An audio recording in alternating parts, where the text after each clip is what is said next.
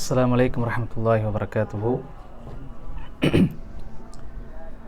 இன்னல் ஹம்துலில்லாஹ் நஹ்மதுஹு வ நஸ்தஈனுஹு வ நஸ்தக்ஃபிருஹு வ நு'மினு பிஹி வ நதவக்கலு அலைஹி வ நஊது பில்லாஹி மின் ஷுரூரி அன்ஃபுஸினா வ மின் ஸய்யிஆத்தி அஅமாலினா. மை யஹ்திஹில்லாஹு ஃபலா முதில்ல லஹு வ மை யுضلل ஃபலா ஹாதிய லஹு. வ அஷ்ஹது அன் லா இலாஹா இல்லல்லாஹு வஹ்தஹு லா ஷரீக லஹு وأشهد أن محمدا عبده ورسوله. اللهم صل على محمد وعلى آل محمد كما صليت على إبراهيم وعلى آل إبراهيم إنك الحميد المجيد. اللهم بارك على محمد وعلى آل محمد كما باركت على إبراهيم وعلى آل إبراهيم إنك الحميد المجيد. أعوذ بالله من الشيطان الرجيم. بسم الله الرحمن الرحيم. يا أيها الناس اتقوا ربكم الذي خلقكم من نفس واحدة وخلق منها زوجها وبث منهما رجالا كثيرا والنساء واتقوا الله الذي تساءلون به والأرحام إن الله كان عليكم رقيبا. يا أيها الذين آمنوا اتقوا الله حق تقاته ولا تموتن إلا وأنتم مسلمون. هو الذي أرسل رسوله بالهدى ودين الحق ليظهره على الدين كله ولو كره المشركون. அளவற்ற அருளாளன் நிகரில்லா அன்புடையவன் அல்லாஹுவின் திருப்பெயரை போற்றி புகழ்ந்தவனாக அவனுடைய சாந்தியும் சமாதானமும் நபிகள் நாயகம் ஸல்லல்லாஹு அலைஹி வஸல்லம் அவர்கள் மீதும் அவர்களின் வாழ்வியலை வழி தவறாமல் பின்பற்றி வாழ்ந்த சத்திய சஹாபாக்கள், கண்ணியமிகு இமாம்கள், நல்லவர்கள், நம்மவர்கள் மீதும் என்றும் என் நிலையிலும் ஏற்படுவதற்கு அல்லாஹ்விடம் பிரார்த்தனை செய்தவனாக,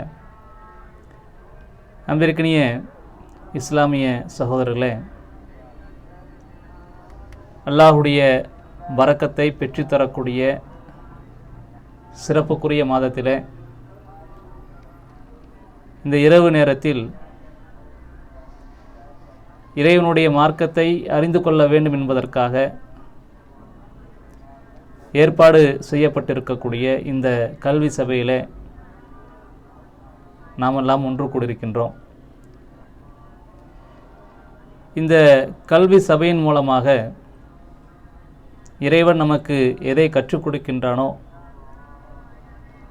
அதை பேணுகின்ற மக்களாக, நாளை மறுமையில் அல்லாஹ்விடத்திலே கண்ணியத்தை பெறக்கூடிய மக்களாக இறைவன் நம்மையெல்லாம் ஆக்கி அருள் புரிய வேண்டும் என்று அவனோட பிரார்த்தனை செய்தவனாக, அன்பிற்கினிய சகோதரர்களே, இந்த இஸ்லாமிய மார்க்கத்தை நபிகள் நாயகம் ஸல்லல்லாஹு அலைஹி வஸல்லம் அவர்கள் 1400 வருடங்களுக்கு முன்பாக அந்த அரபிய தீபகற்பத்திலே தனி ஒரு மனிதராக மிகப்பெரிய ஒரு சமூகத்தை எதிர்கொண்டு அல்லாஹ்வினால் கொடுக்கப்பட்டிருக்கக்கூடிய இந்த மார்க்கத்தை அவர்களுடைய சக்திக்கு ஏற்றாற்போல் அந்த மக்களுக்கு மத்தியிலே எடுத்துரைத்தார்கள். எங்கெல்லாம் அவர்களுக்கு வாய்ப்புகள் கிடைக்கின்றதோ அந்த வாய்ப்புகளை சரியான முறையில் பயன்படுத்தி கொண்டு அந்த மக்களை நேரிய வழியின் பக்கம் அழைக்கக்கூடிய அந்த பணியினை எவ்வித தொய்வும் இல்லாமல், அதில் எவ்வித சளைப்பும் அடியாமல் முழுமையான முறையில் அல்லாஹுடைய தூதர் நபிகள் நாயகம் ஸல்லல்லாஹு அலைஹி வஸல்லம் அவர்கள் அவருடைய காலகட்டத்தில் செய்து வந்தார்கள்.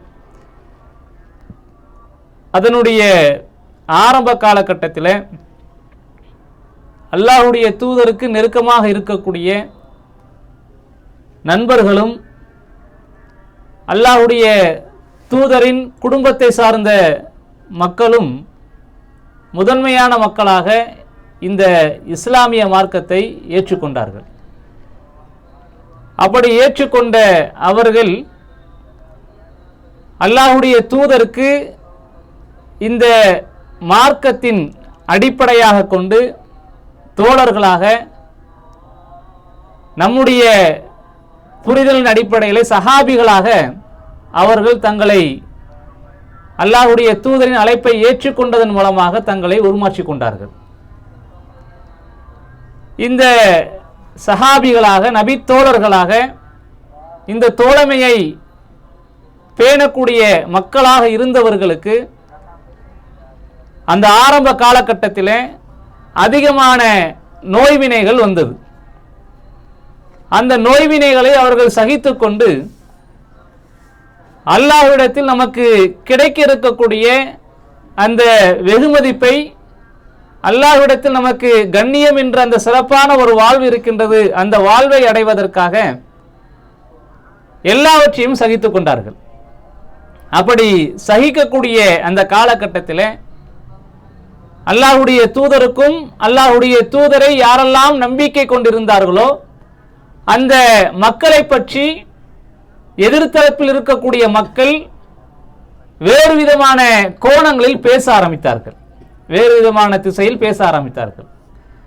அவர்களை குறைப்படுத்துவதற்காக, அவர்களை பொய்யுரைப்பதற்காக, அவர்களை எப்படியெல்லாம் இந்த சமூக மக்களுக்கு மத்தியிலே, அவர்கள் வாழ்ந்த அந்த சமூக மக்களுக்கு மத்தியிலே மட்டம் தட்ட முடியுமோ அந்த எல்லா விதமான வகைகளிலும் அவர்கள் தங்களுக்குள்ளேயே என்ன செஞ்சிருக்காங்க, பல முயற்சிகள் செய்திருக்கின்றார்கள், பல செயல்பாடுகளை உருவாக்கி கொண்டு அதன் மூலமாக அந்த மக்களை, இஸ்லாமிய மார்க்கத்தை ஏற்றுக்கொண்ட மக்களை மட்டப்படுத்துவதற்கான காரியங்களை செய்யக்கூடிய மக்களாக இருந்தார்கள்.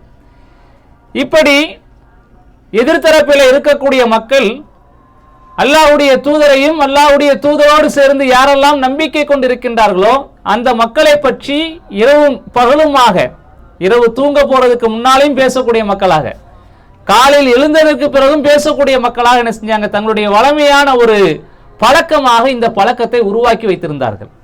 இப்படி உருவாக்கி வைத்திருந்த மக்களோடு இளைஞர்களும் என்ன செஞ்சாங்க, அன்றைய காலகட்டத்தில் சேர்ந்து கொண்டு அவர்கள் பேசக்கூடிய அந்த பேச்சுக்களை தங்களுடைய செவிகளுக்கு ஏற்றுக்கொண்டு இதற்கு எதிர்மறையான செயல்பாடுகளை எப்படி நாம் சதித்திட்டம் தீட்டலாம் என்பதற்காக பல முயற்சிகள் செஞ்சாங்க, அவங்களும் செய்து கொண்டிருந்தார்கள்.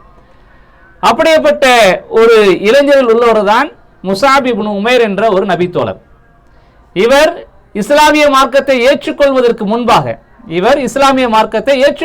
முன்பாக இந்த பேச்சுகளிலே எங்கெல்லாம் இந்த பேச்சுகள் பேசப்படுகின்றதோ, அல்லாஹ்வுடைய தூதரை பற்றியும் அவர்களோடு சேர்ந்து யாரெல்லாம் நம்பிக்கை கொண்டிருக்கின்றார்களோ அந்த மக்களை பற்றி எங்கெல்லாம் குறை பேசப்படுகின்றதோ அந்த இடத்தில் என்ன பேசப்படுகின்றது என்பதை செவிமடுக்கக்கூடிய ஒரு வாலிபராக இந்த முஸாப் இப்னு உமைர் என்ற இந்த நபி தோழர் இருந்து கொண்டிருந்தார்கள்.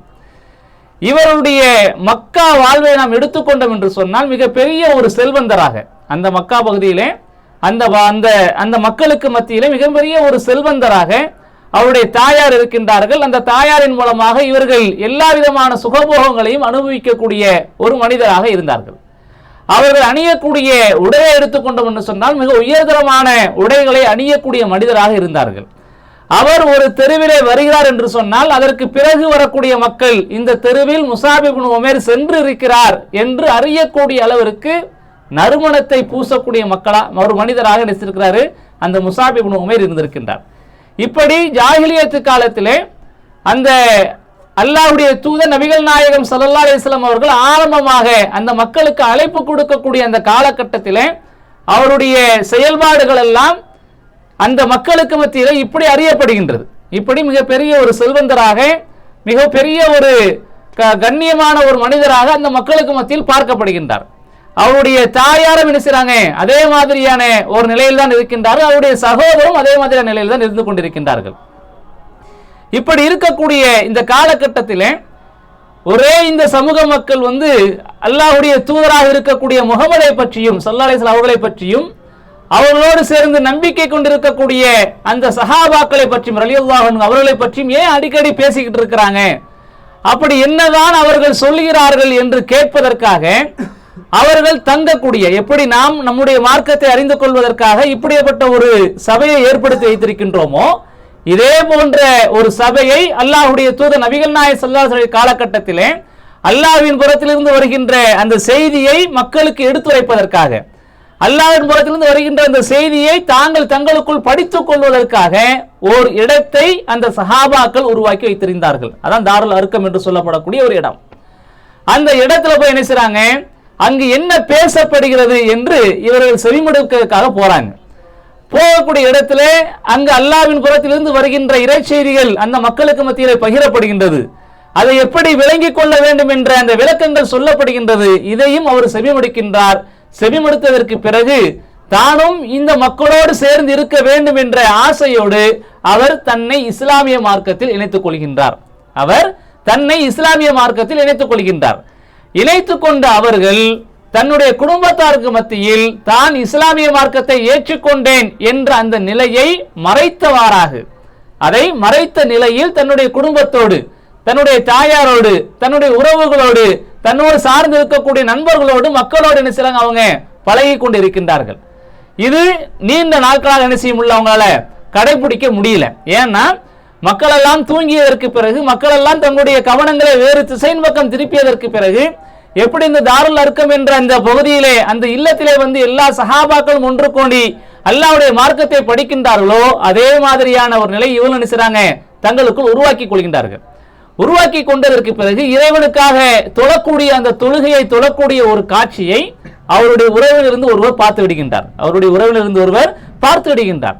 பார்த்த மனிதர் என்ன செய்யறாருன்னு சொன்னா, அவருடைய தாயாரிடம் போய் சொல்லுகின்றார், இப்படி உங்களுடைய மகன் முஸாப் இப்னு உமைர் முகமதுடைய மார்க்கத்தை ஏற்றுக்கொண்டு விட்டார்.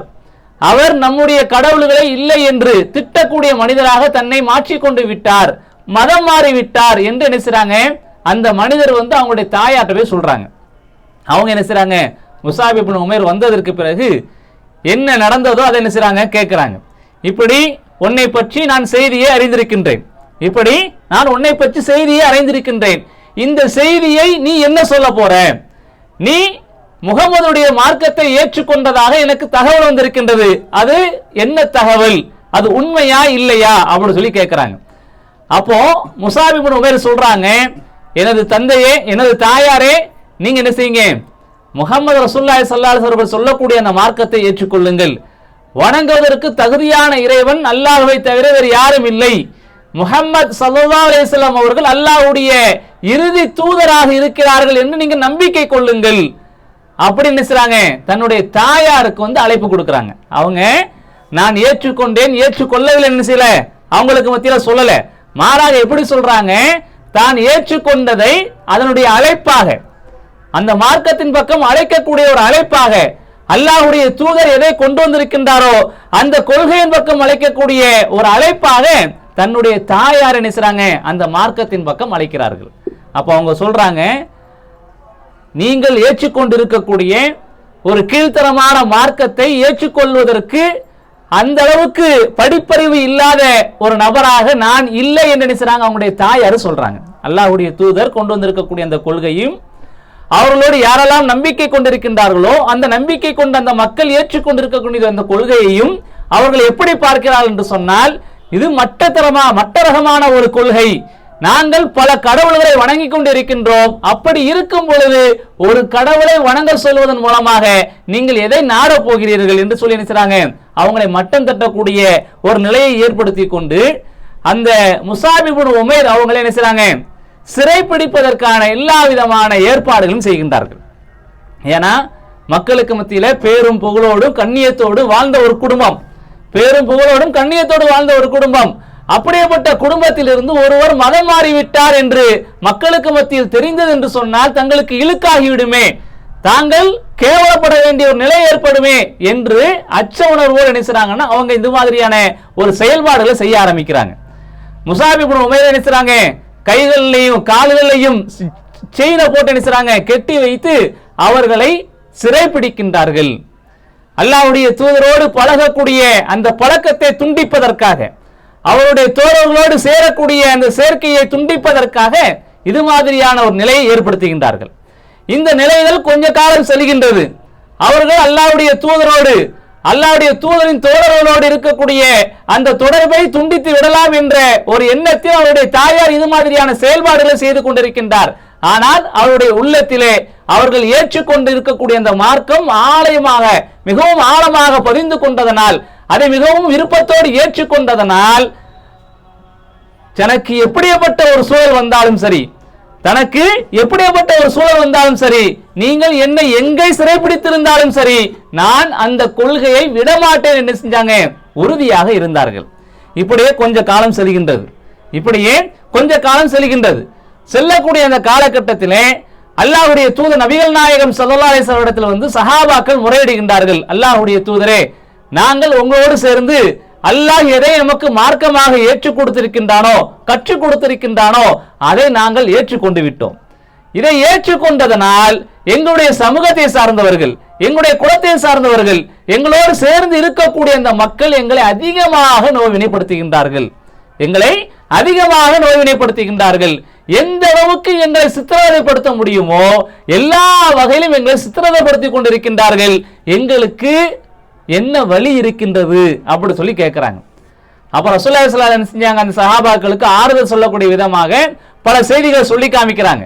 அப்படி சொல்லும் போது சொல்லி காமிச்சாங்க, உங்களுக்கு முன்னால் வாழ்ந்த சமூக மக்கள் எல்லாம் இருந்தார்கள். அவர்கள் அவருடைய இறை தூதர் அவர்களுக்கு கொண்டு வந்த மார்க்கத்தை ஏற்றுக்கொண்டதனால அவர்கள் குழி தோண்டி புதைக்கப்பட்டு ரம்பத்தால் இருகூறாக பிளக்கப்பட்டார்கள். தலையில வச்சு என்ன செஞ்சாங்க, ரம்பத்தால் இருகூறாக அறுத்து பிளக்கப்பட்டார்கள். இரும்பு சீப்புகளால் சீவப்பட்டார்கள். அப்படிப்பட்ட சோதனைகள் எல்லாம் நமக்கு வரல. ஆனா அல்லாஹ்வுடைய தூதரும் அந்த சஹாபாக்களும் கண்களுக்கு முன்னால பார்த்திருக்கிறாங்க. யார? அம்மார் இப்னு யாசிர் ரலியல்லாஹு அன்ஹுடைய குடும்பத்தார. ரெண்டு பக்கமும் இரண்டு ஒட்டகங்களை கட்டி இருகூறாக பிளந்தாங்க. அவங்களுடைய தாயாரை எந்த அளவுக்கு நோய்வினைப்படுத்த முடியுமோ அந்த அளவுக்கு நோய்வினைப்படுத்தி கொலை செய்தார்கள்.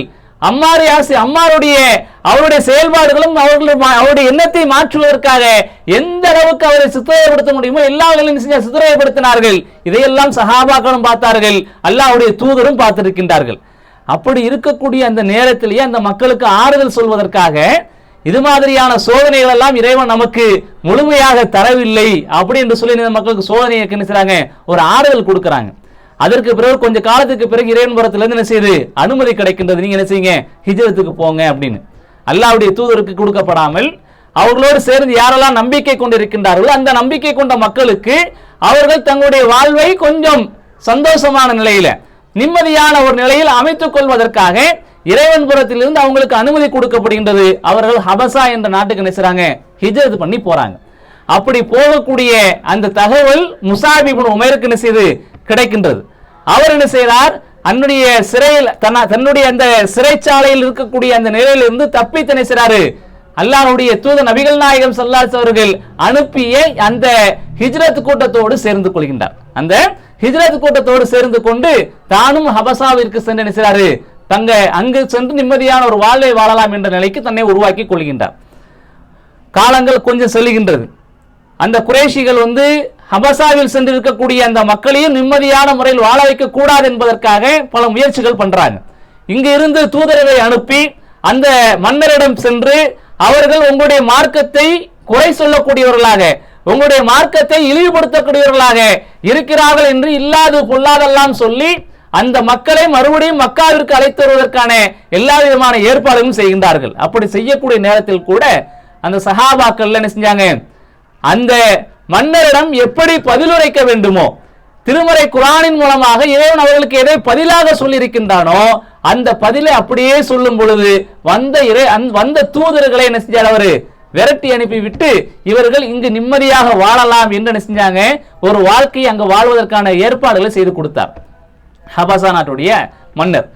கொஞ்ச காலம் போகின்றது. மக்காவில் இருந்து ஒரு செய்தி வருகின்றது. மக்காவில் இருக்கக்கூடிய அந்த மக்கா குறைஷிகள் அல்லாஹ்வுடைய தூதர் நபிகள் நாயகம் ஸல்லல்லாஹு அலைஹி அவர்கள் ஓதக்கூடிய திருமறை குர்ஆனின் வசனத்தை ஏற்றுக்கொண்டு சஜதா செய்தார்கள், அவர்கள் இஸ்லாமிய மார்க்கத்தை ஏற்றுக்கொண்டார்கள் என்ற ஒரு தகவல் அந்த ஹபசாவிற்கு சென்றதற்கு பிறகு அங்கு இருந்து நினைச்சாங்க சில நபித்தோழர்கள் திரும்பி வராங்க. அதுல ஒருவர் யார் வராரு, முஸாப் இப்னு உமைரும் வராரு. வந்து பார்க்கறாங்க, அங்கு இருக்கக்கூடிய நிலை வேற. அவங்க விரும்பாக என்ன செஞ்சாங்க, அந்த வசனங்களுக்கு சுஜூது பண்ணார்கள். அப்படிப்பட்ட அந்த சுஜூதை காணக்கூடிய மக்கள் அவர்கள் இஸ்லாமிய மார்க்கத்தை ஏற்றுக்கொண்டார்கள் என்று ஒரு தகவல் அங்க கொண்டு போய் கொடுத்ததுனால அதை நம்பி என்ன செஞ்சாங்க, அவங்க மக்காவுக்கு திரும்பி வரக்கூடிய நேரத்தில் மறுபடியும் என்ன செய்றாங்க, அவங்கள சிறைப்பிடிக்கிறாங்க. யாரு? அவங்களுடைய தாயார் மறுபடியும் போகக்கூடாது என்பதற்காக, அந்த கொள்கையிலிருந்து தன்னை திருத்திக் கொள்வதற்காக, விடுபட்டுக் கொள்ள வேண்டும் என்பதற்காக மறுபடியும் சிறைப்பிடிக்கின்றார்கள். அல்லாஹ்வுடைய தூதர் மறுபடியும் என்ன செய்றாங்க, அவங்களுக்கு ஹபசாவுக்கு போகக்கூடிய அனுமதி மறுபடியும் கொடுக்கிறாங்க. மறுபடியும் சஹாபாக்கள் போகக்கூடிய நேரத்தில் இவர் என்ன செய்றாரு, மறுபடியும் சேர்ந்து கொள்கின்றார். இப்படி அவர்கள் ஹபசாவிற்கு சென்று தன்னை தற்காத்துக் கொள்வதற்காக, தங்களுடைய நம்பிக்கையை பாதுகாத்துக் கொள்வதற்காக சில முயற்சிகளை எடுத்துக்கொண்டு இருக்கின்றார்கள். இப்படி இருக்கக்கூடிய அந்த காலகட்டத்தில் அல்லாஹ்வுடைய தூதர் நபிகள் நாயகம் ஸல்லல்லாஹு அலைஹி வஸல்லம் அவங்கள்ட்ட மறுபடியும் என்ன செய்றாங்க, அவர்களை பார்ப்பதற்காக, அல்லாஹ்வுடைய தூதரை காண்பதற்காக ஹபசா இருந்து மறுபடியும் என்ன செய்றாங்க, மக்காவுக்கு வராங்க. வந்த இடத்துல தாயாரை பார்க்கறாங்க, சகோதரனை பார்க்கறாங்க. பார்க்கக்கூடிய அந்த நேரத்தில் அவரை சிறைப்பிடிப்பதற்காக என்ன செய்யறாங்கன்னு சொன்னா, அவங்களுடைய வேலையாட்கள் வந்து தயாராக நிற்கிறாங்க. அப்படி நிற்கக்கூடிய நேரத்தில் சொல்றாங்க, என்னை யாராவது தொட்டிங்கன்னு சொன்னா உங்கள ஒருத்தருக்கும் உயிர் இருக்காது.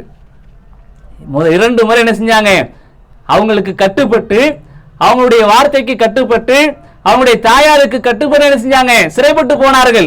மூன்றாவது முறையில் அவரை சிறைப்பிடிக்கக்கூடிய ஒரு நிலை வரும் பொழுது அவர்கள் சொல்றாங்க, என்னை யாரேனும் ஒருவர் தொட்டீர்கள் என்று சொன்னால் உங்களுடைய உடலில் உயிர் இருக்காது, உங்களுடைய உடலில் உயிர் இருக்காது என்று சொல்லி அல்லாஹ்வுடைய தூதருக்கு எப்படி பக்கபலமாக இருக்க முடியுமோ அந்த இருக்கையை அவர்கள் அமைத்துக் கொண்டார்கள்.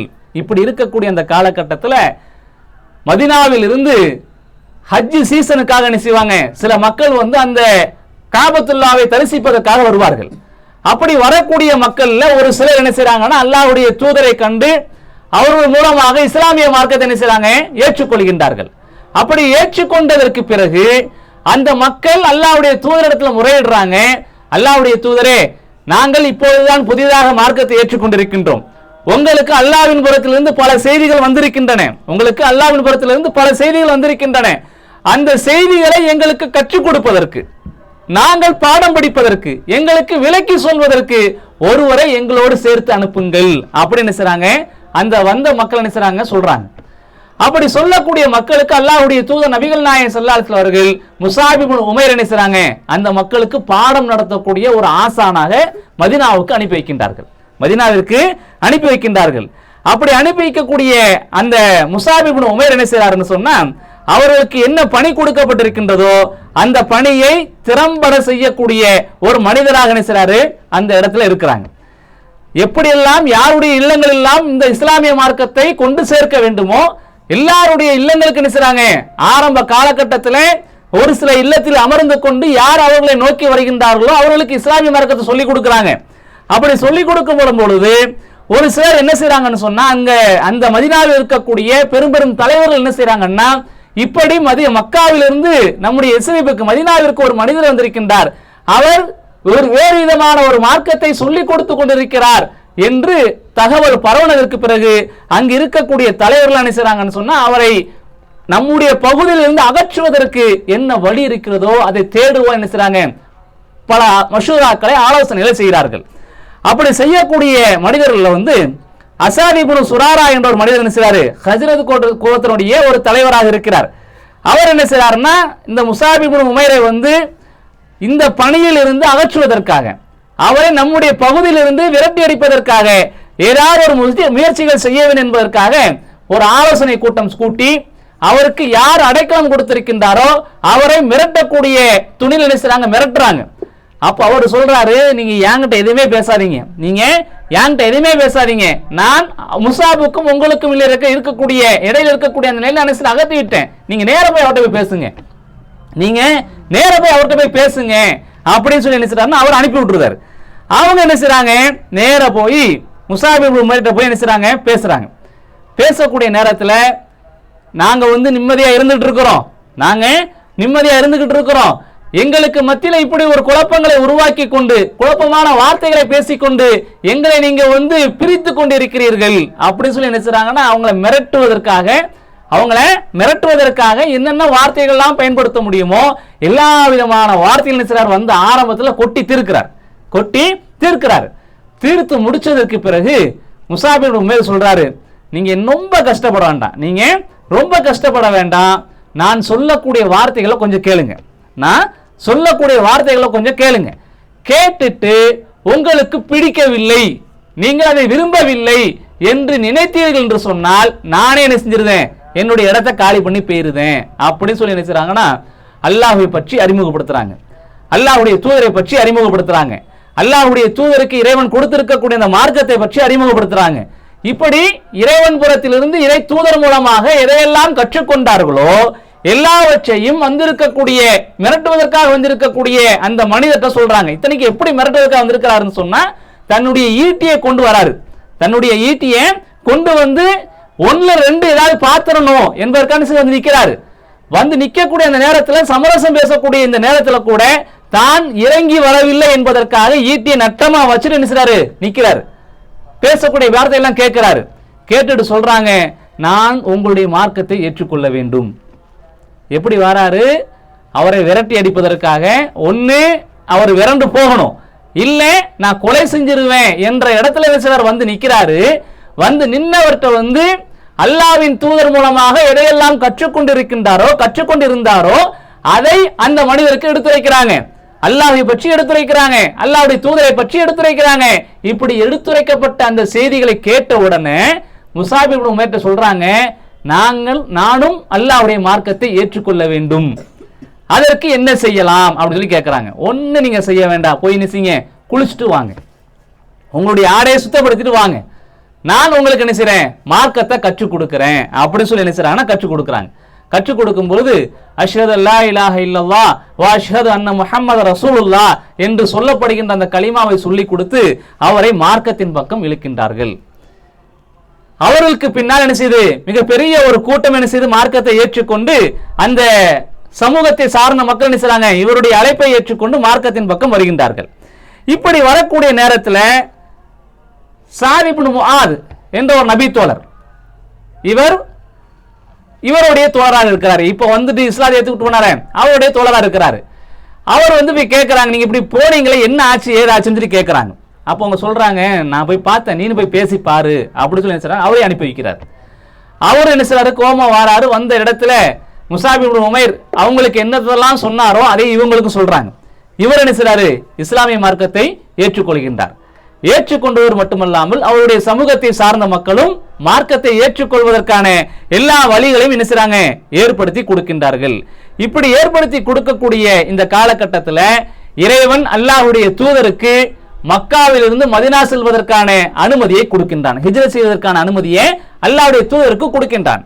அல்லாஹ்வுடைய தூதர் என்ன செய்றாங்க, மக்காவிலிருந்து மதீனாவிற்கு பயணம் ஏற்று வருகின்றார்கள். அப்படி ஏற்று வரக்கூடிய அந்த காலகட்டத்தில் முஸாப் இப்னு உமைர் ரலியல்லாஹு அன்ஹு என்ன செய்றாங்க, மதீனாவில் இருக்கக்கூடிய எல்லாருடைய இல்லங்களுக்கும் சென்று அல்லாஹ்வுடைய மார்க்கத்தை எடுத்துரைத்திருக்கின்றார்கள்.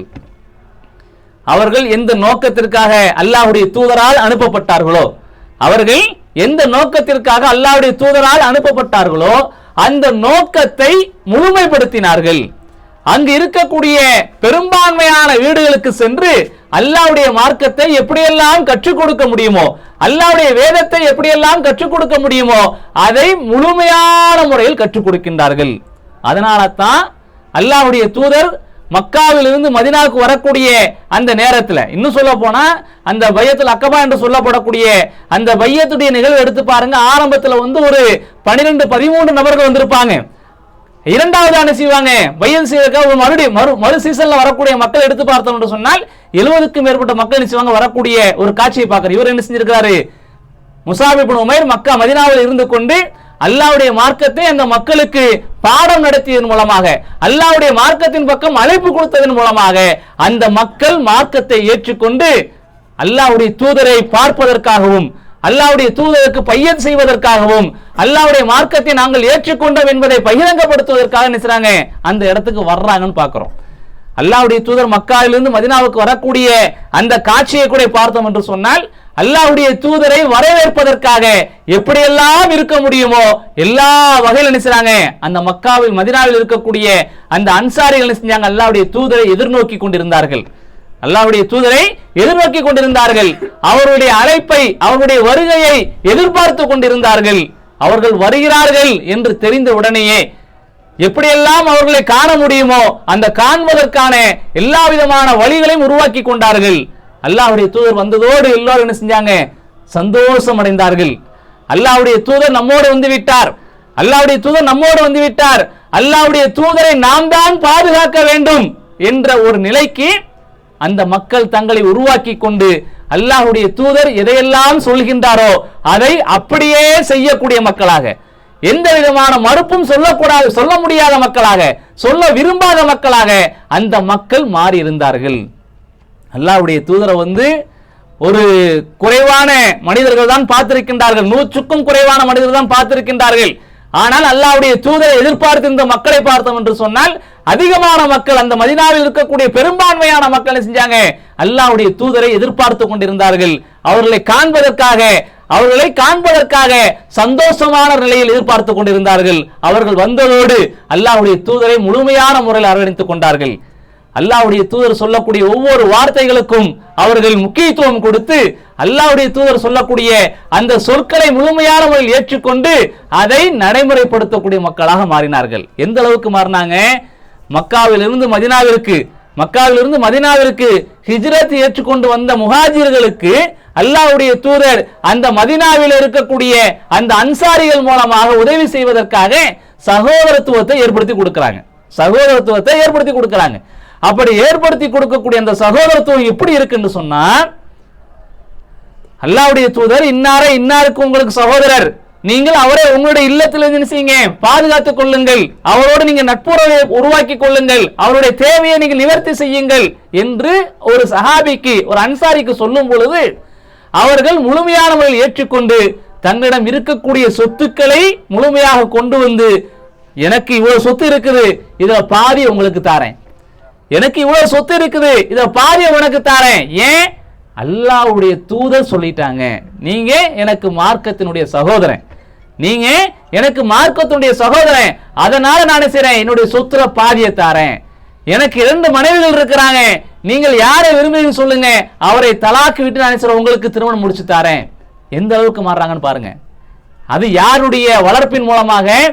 முஸாப் இப்னு உமைர் ரலியல்லாஹு அன்ஹு அவர்கள் மதீனாவில் இருந்து கொண்டு அல்லாஹ்வுடைய தூதர் புறத்திலிருந்து செவிமடுத்த, அல்லாஹ்வுடைய தூதரிடமிருந்து பாதுகாத்து வந்த அந்த செய்திகளை மக்களுக்கு மத்தியில் எடுத்துரைத்ததன் மூலமாக அல்லாஹ்வுடைய தூதரின் முக்கியத்துவத்தை அந்த மக்களை உணர செய்வதன் மூலமாக அல்லாஹ்வுடைய தூதரின் வார்த்தைக்கு முழுமையான முறையில் உயிர் கொடுக்கக்கூடிய ஒரு நிலையில் அந்த அன்சாரி தோழர்கள் மாறியிருந்தார்கள். இப்படி மதீனாவில் இருக்கக்கூடிய அந்த காலகட்டத்தில் முஸாப் இப்னு உமைர் ரலியல்லாஹு அன்ஹு அவர்கள் இருந்தார்கள். ஆனா அதே சமயத்தில் இன்னொரு நிலையை நம்ம கவனிக்க வேண்டி இருக்குது. என்னன்னு சொன்னா, அவங்க மக்காவில் இருக்கக்கூடிய காலகட்டத்தில், இஸ்லாமை ஏற்றுக்கொள்வதற்கு முந்தைய காலகட்டத்தில் அவர்கள் விரும்பிய உணவை உண்ணக்கூடியவராக, விரும்பிய உடையை உடுத்தக்கூடியவராக, எதை விரும்புகின்றாரோ அதை அடையக்கூடிய ஒரு இடத்தில் இருந்த ஒரு நபித்தோழர், அந்த இடத்துல இருந்த ஒரு நபித்தோழர். அவங்களுடைய உம்மாட்ட கேட்டா எதெல்லாம் நினைச்சிருவாங்க, செஞ்சு கொடுத்துருவாங்க. அப்படியேப்பட்ட செல்வத்தோடு வாழ்ந்த ஒரு நபித்தோழர். அவர் இஸ்லாமை ஏற்றுக்கொண்டதற்கு பிறகு எப்படி மாறினார் என்று சொன்னால், உடுத்துவதற்கு உடை இல்லாதவராக மாறினார். உடுத்துவதற்கு உடை இல்லை, உண்ணுவதற்கு உணவில்லை, இப்படிப்பட்ட ஒரு நிலைக்கு மாறுகின்றார். அல்லாஹ்வுடைய தூதர் நபிகள் நாயகம் ஸல்லல்லாஹு அலைஹி வஸல்லம் மக்காவில் அவரை பார்க்க போது கூட செல்வந்தராக இருந்தவர் அல்லாஹ்வுடைய மார்க்கத்தை ஏற்றுக்கொண்டதனால், அல்லாஹ் அவரிடம் இருக்கக்கூடிய எல்லா விதமான சுகபோகங்களையும் எடுத்துக்கொண்டான். அல்லாஹ் அவரை பொருந்தி கொண்டான். என்ன செஞ்சாங்க? அல்லாஹ்வுடைய தூதர் முஸாப் இப்னு உமைருக்கு சொல்லி காமிச்சாங்கன்னு பார்க்கிறோம். இப்படி இருக்கக்கூடிய காலகட்டத்தில் தான் அல்லாஹ்வுடைய தூதர் நபிகள் நாயகம் ஸல்லல்லாஹு அலைஹி வஸல்லம் மதீனாவுக்கு வர்றாங்க. வந்ததற்கு பிறகு இது மாதிரியான உறவுமுறை எல்லாம் பிரித்து கொடுத்ததற்கு பிறகு இறைவன் புறத்திலிருந்து அவர்களுக்கு ஜிஹாது செய்யக்கூடிய அனுமதி கிடைக்கப்படுகின்றது. அந்த அனுமதியில பத்ர் போர் என்ன செய்து முதல் போராக அவங்க போருக்காக செல்லல, மாறாக வணிக கூட்டத்தின் மூலமாக கொண்டு வரப்படுகின்ற அந்த வணிக கூட்டத்தை தடுப்பதற்காக என்ன செய்றாங்க, அல்லாஹ்வுடைய தூதர் ஒரு குறிப்பிட்ட சஹாபாக்களை எந்த விதமான ஆயுத பலமும் இல்லாமல் வாகன பலமும் இல்லாமல் என்ன செஞ்சாங்க, அழைத்து கொண்டு போனார்கள். அப்படி போகக்கூடிய நேரத்தில் இப்படி அபு சுஃபியானுடைய வணிக கூட்டத்தை வழிமறுப்பதற்காக முகமதும் அவருடைய தோழர்களும் வந்திருக்கிறார்கள் என்ற செய்தி மக்காவுக்கு கிடைத்ததற்கு பிறகு மக்காவில் இருக்கக்கூடிய அந்த மக்கா குறைஷிகளும் சரி மக்கா குஃபார்களும் சரி நினைச்சாங்க, இந்த முகமதை நம்ம விட்டு தப்பி போயிட்டாரு, இப்ப நமக்கு ஒரு வாய்ப்பு கிடைச்சிருக்குது, அவரை அழிச்சிடணும் அப்படி சொல்லி என்ன செஞ்சாங்க, மக்காவில் இருந்து மதீனாவுக்கு பத்ர் என்ற இடத்துக்கு நினைச்சாங்க போர் செய்வதற்காக வருகின்றார்கள். அப்படி போர் செய்வதற்காக வரக்கூடிய அந்த நேரத்தில் அவங்களுடைய வாகனப்படமும் அவங்களுடைய குதிரைப்படையும் பார்த்தோம் என்று சொன்னால் இந்த முஸ்லிம்கள் இருக்கக்கூடிய அந்த படையை விட 3 மடங்கு பெரும்பான்மையான ஒரு படையாக இருக்கின்றது. இறைவன் என்ன செய்யறான், அந்த வாகனத்தை தப்ப வைக்கக்கூடிய நிலை ஏற்படுத்தி இந்த மக்காவிலிருந்து வருகின்ற அந்த மக்கா குறைஷிகளையும் குஃபார்களையும் எதிர்த்து சண்டையிடக்கூடிய ஒரு நிலையை உருவாக்கி கொடுக்கிறான். அதுல இறைவன் என்ன செய்யறான்னு சொன்னா அவங்களுக்கு வெற்றியையும் கொடுக்கின்றான். இப்படி வெற்றியை கொடுத்ததற்கு பிறகு ஒரு சில சம்பவங்கள் நடக்கின்றது. பத்ர் போருக்கு பிறகு என்ன செய்து ஒரு சில சம்பவங்கள் நடக்கின்றது. அந்த சம்பவங்கள்ல பத்ர் போர்ல சிலர் என்ன செஞ்சாங்க, கைதியாக பிடித்தார்கள். அப்படி கைதியாக பிடிக்கப்பட்டதுல ஒரு மனிதர் இருக்கிறார். அவர் எப்படிப்பட்ட நபர்னு சொன்னா, அல்லாஹ்வுடைய தூதர் நபிகள் நாயகம் ஸல்லல்லாஹு அலைஹி அவர்கள் மக்காவில் இருக்கும்போது அவதூறான பல செய்திகளை அல்லாஹ்வுடைய தூதர் சொல்லும்போது அந்த சொல்லுக்காக அவதூறான பல தகவல்கள் சொல்லியிருக்கிறார். யாரு? அன்-நத்ர் இப்னு ஹாரிஸ் என்ற ஒரு மனிதர். இவர் என்ன செய்வார்னு சொன்னா, அல்லாஹ்வுடைய தூதர் சொல்லக்கூடிய திருமறை குர்ஆனுடைய வசனங்களை பொய்ப்பிப்பதற்காக பல அவதூறுகளை சொல்லக்கூடிய மனிதராக இருந்தார்.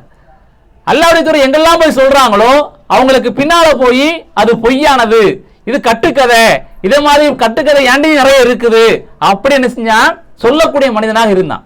இவன் பத்ர் போர்ல கைதியாக பிடிக்கப்படுறான். கைதியாக பிடிக்கப்பட்டதற்கு பிறகு அவன் நினைத்து கொண்டிருக்கின்றான், அல்லாஹ்வுடைய தூதர் தன்னை எப்படியேனும் அவர்கள் பார்க்கும் பொழுது, அல்லாஹ்வுடைய தூதர் அவனை பார்க்கும் பொழுது என்ன கொன்னுருவாரு அப்படி சொல்லி அவன் நினைக்கிறான். அப்படி நினைக்கும் போது தனக்கு யாராவது ஒரு ஆள் பரிந்துரை செய்யறதுக்கு ஆள் இருக்கிறாங்களா அப்படி சொல்லி தேடுறார். தேடக்கூடிய நேரத்தில் முஸாப் இப்னு உமைர் நினைச்சாரு, அவருடைய கண்ணுக்கு படுறார். அவர் யாருன்னு சொன்னா அவருக்கு நெருங்கிய ஒரு உறவு முறையில் வரக்கூடிய ஒரு மனிதர். அவர் நினைச்சாரு, முஸாப் இப்னு உமைர் போய் எனக்கு நீங்க என்ன செய்யுங்க, கொஞ்சம் ஈட்டு தொகையை பேசி முடிவு பண்ணித்தாங்க, என்ன உயிரோடு விடுறதுக்கான ஒரு வாய்ப்பை ஏற்படுத்தி கொடுங்க. ஏன்னா முகமது பார்க்கக்கூடிய ஸல்லல்லாஹு பார்க்கக்கூடிய அந்த பார்வை என்னை அப்படியே கொலை செய்ய போதை போன்று இருக்கின்றது, என்ன நீங்க என்ன செய்யுங்க காப்பாத்தி விடுங்க அப்படி சொல்லி நினைச்சாரு. உறவு முறையை சொல்லி காமித்து என்னை காப்பாத்துறதுக்கான ஒரு வழியை உருவாக்கி கொடுங்கன்னு சொல்றாரு. அப்ப அவர் சொல்றாரு, நான் அல்லாஹ்வுடைய மார்க்கத்தை ஏற்றுக்கொண்டு விட்டேன், அல்லாஹ்வுடைய தூதரை ஏற்றுக்கொண்டு விட்டேன், எனக்கு ஒருவன் சகோதரனாக இருந்தான் என்று சொன்னால், எனக்கு ஒருவன் இரத்த உறவாக இருக்கிறான் என்று சொன்னால், அந்த கொள்கையை யார் ஏற்றுக்கொண்டிருக்கின்றானோ அவனாக தான் இருக்க முடியும். நான் என்ன செய்ய மாட்டேன், உங்களுக்கு பரிந்து பேச மாட்டேன் அப்படின்னு சொல்றாரு. அப்ப அவன் சொல்றாரு, மறுபடியும் சொல்றாரு, இதே மாதிரி மக்காவில் இருக்கக்கூடிய அந்த படை ஒன்னை சிறைப்பிடிச்சிருந்தாங்கன்னு சொன்னா, முஸாபே ஒன்னை சிறைப்பிடிச்சிருந்தாங்கன்னு சொன்னா நான் என்ன செஞ்சிருப்பேன், உனக்காக அந்த மக்கள்கிட்ட பரிந்து பேசியிருப்பேன். எப்படியாவது எனக்கு பரிந்து பேசுறதுக்காக எப்படி இல்லாம பேசுறாரு அவரு. ஃபர்ஸ்ட் எனக்காண்டி பரிந்து பேசணும்னு சொன்னாரு, முடியாதுன்னு சொல்லிட்டாரு. ஒன்ன மக்காவாசிகள் பிடிச்சிருந்தாங்கன்னா நான் என்ன செஞ்சிருப்பேன், உனக்காண்டி பரிந்து பேசியிருப்பேன், நான் என் குடும்பம் உன்னை பார்த்திருப்பேன், உனக்கு பாதுகாப்பு கொடுத்திருப்பேன் அப்படி சொல்லி என்ன சொல்றாரு. நீ என்னத்தையும் சொல்லிட்டு போ, நீ அல்லாஹ்வுடைய விரோதி, நீ அல்லாஹ்வுடைய விரோதி, அல்லாஹ்வுடைய மார்க்கத்திற்கு எதிராக, அல்லாஹ்விற்கு எதிராக, அல்லாஹ்வுடைய தூதருக்கு எதிராக சண்டையிடுவதற்காக வந்தாய். உன்னை அல்லாஹ்வுடைய தூதர் எதை செய்கின்றாரோ அதை நான் முழுமையாக ஏற்றுக்கொள்வேன். அல்லாஹ்வுடைய தூதர் செஞ்சாங்க, அவரை கொலை செய்தார்கள், கொலை செய்வதற்கு ஏவினார்கள் என்று நம்ம செய்றோம் வரலாறுல பார்க்கிறோம். அப்ப இப்படி முஸாப் இப்னு உமைர் அல்லாஹ்வுடைய மார்க்கத்தை ஏற்றுக்கொண்டதற்கு பிறகு அந்த பத்ர் போர் காலத்துல இப்படி ஒரு சம்பவம் நடக்குது. அதே மாதிரி இன்னும் ஒரு சம்பவம் நடக்குது. அது என்னன்னு சொன்னா, முஸாப் இப்னு உமைருடைய சகோதரர், முஸாப் இப்னு உமைருடைய சகோதரர் அவரும் பத்ர் போர் காலத்துல எதிரி படையில இருக்கிறார். எதிரி படையில இருக்கும் பொழுது அவர்கிட்ட என்ன செய்றாங்கன்னா, அவரை பார்த்த உடனே, யாரு, அபுல் அசீஸ் இப்னு உமைர் என்ற அந்த மனிதரை பார்த்த உடனே முஸாப் இப்னு உமைர் என்ன செய்றாரு, ஒரு அன்சாரி அவரை கைதியாக பிடிச்சிட்டு போகும்போது நேராக விரைவாக போறார். அந்த அன்சாரிட்ட போயிட்டு சொல்றாங்க, இவருடைய தாயார் நல்ல செல்வந்தர், இவருடைய தாயாரு நல்ல செல்வந்தர், நீங்க எந்த அளவுக்கு ஈட்டுத்தொகை வாங்க முடியுமோ அந்த அளவுக்கு வாங்கிருங்க, எந்த அளவுக்கு ஈட்டுத்தொகை வாங்க முடியுமோ அந்த அளவுக்கு வாங்கிருங்க அப்படி என்ன செய்றாங்க. முஸாப் இப்னு உமைர் தன்னுடைய சகோதரனுக்கு எதிராக என்ன செய்றாங்க, ஒரு வார்த்தையை போடுறாங்க. அப்போ அந்த சகோதரர் சொல்றாரு, எனது தாயின் மகனே, என்னுடைய சகோதரனே, எனக்கு நீ பரிந்து பேசுவ, என்னுடைய ஈட்டு தொகையை குறைச்சி பேசுவ அப்படின்னு சொல்லி நான் நினைச்ச நேரத்துல நீ இப்படி பேசுறியே, நான் உன்னுடைய உறவு அல்லவா, உன்னுடைய ரத்தம் அல்லவா, உன்னுடைய உடன்பிறப்பு அல்லவா, அப்படி எல்லாம் பேசுறார். அப்ப அவங்க சொல்றாங்க, நீங்க அல்லாஹ்வுடைய விரோதியா இருக்கிறீங்க, நீங்க அல்லாஹ்வுடைய விரோதியா இருக்கிறீங்க. இந்த நேரத்துல அல்லாஹ்வுடைய மார்க்கத்தை ஏற்றுக்கொண்ட இவர் என்னுடைய உறவு. இந்த அன்சாரி தோழர் சொல்றாங்க, அந்த அன்சாரி தோழர் சுட்டிக்காம சொல்றாங்க, இவர் என்னுடைய உறவு, நீங்கள் அல்ல. நான் இவரே என்னுடைய ரத்த உறவா எடுத்துக்கொண்டேன், உங்களை நான் எடுத்துக்கொள்ளவில்லை அப்படின்னு சொல்றாங்க. அவரை விட்டுருதாங்க. இவரை சிறைப்பிடிச்சு வச்சிருக்கக்கூடிய அந்த காலகட்டத்தில் அல்லாஹ்வுடைய தூதர் என்ன செஞ்சாங்க, பெரும்பாலும் கைதிகளை எப்படி கவனிக்க வேண்டுமோ, அவர்களுக்கு என்ன உரிமைகள் இருக்கின்றதோ அந்த உரிமைகளை என்ன செய்வாங்க, கொடுப்பாங்க. அப்படி கொடுக்கக்கூடிய நேரத்தில் கூட சஹாபாக்களுக்கு கட்டளை போடுறாங்க, அவங்களுக்கு என்ன உணவு தேவை இருக்கின்றதோ அந்த உணவை நீங்க அவங்களுக்கு கொடுத்துருங்க. என்ன உணவு தேவை இருக்குதோ அந்த உணவை கொடுத்துருங்க. நீங்கள் உங்களிடம் எது இருக்கின்றது அதை நினைச்சீங்க ஷேர் பண்ணி சாப்பிட்டுக்கோங்க அப்படின்னு சொல்றாங்க. அப்ப அந்த கைதிகளுக்கு அவங்களுக்கு உயர்தரமாக இருக்கக்கூடிய ரொட்டிகளையும் அவனுடைய எல்லா விதமான உணவு நினைச்சாங்க கொடுக்கறாங்க. இவங்க பேர்ச்சம்பழத்தை தங்களுக்குள்ள நினைச்சாங்க பிரித்து ஒவ்வொரு நபராக சாப்பிட்டுட்டு இருக்காங்க. இவருடைய முஸாப் இப்னு உமைருடைய சகோதரர் பார்க்கிறாரு. பார்த்துட்டு சொல்றாங்க, நாங்க ரொட்டியை கொடுத்தா கூட நீங்க சாப்பிட மாட்டேங்கீங்களே, நாங்க உங்களுக்கு ரொட்டியை கொடுத்தா கூட நீங்க சாப்பிட மாட்டேங்கீங்களே அப்படி சொல்லி கேட்கும்போது, அல்லாஹ்வுடைய தூதர் எங்களுக்கு இதை கட்டளை போட்டிருக்கின்றார், அல்லாஹ்வுடைய தூதர் எங்களுக்கு இதை கட்டளை போட்டிருக்கின்றார் என்று சொன்ன உடனே அவர் என்ன செய்றாரு, அல்லாஹ்வுடைய மார்க்கத்தை ஏற்றுக்கொள்கிறார். அவரும் அல்லாஹ்வுடைய மார்க்கத்தை ஏற்றுக்கொள்கின்றார். அல்லாஹ்வுடைய தூதர் நபிகள் நாயகம் ஸல்லல்லாஹு அலைஹி வஸல்லம் அவர்கள் தனக்கு விரோதியாக இருக்கக்கூடிய, தன்னிடத்தில் கைதிகளாக இருக்கக்கூடிய அந்த கைதிகளை கூட இந்த அளவுக்கு மதிக்கக்கூடியவராக, இந்த அளவுக்கு அவர்களை கவனிக்கக்கூடியவராக இருக்கிறார் என்று சொன்னால் அவர் பொய்யராக இருக்க முடியாது.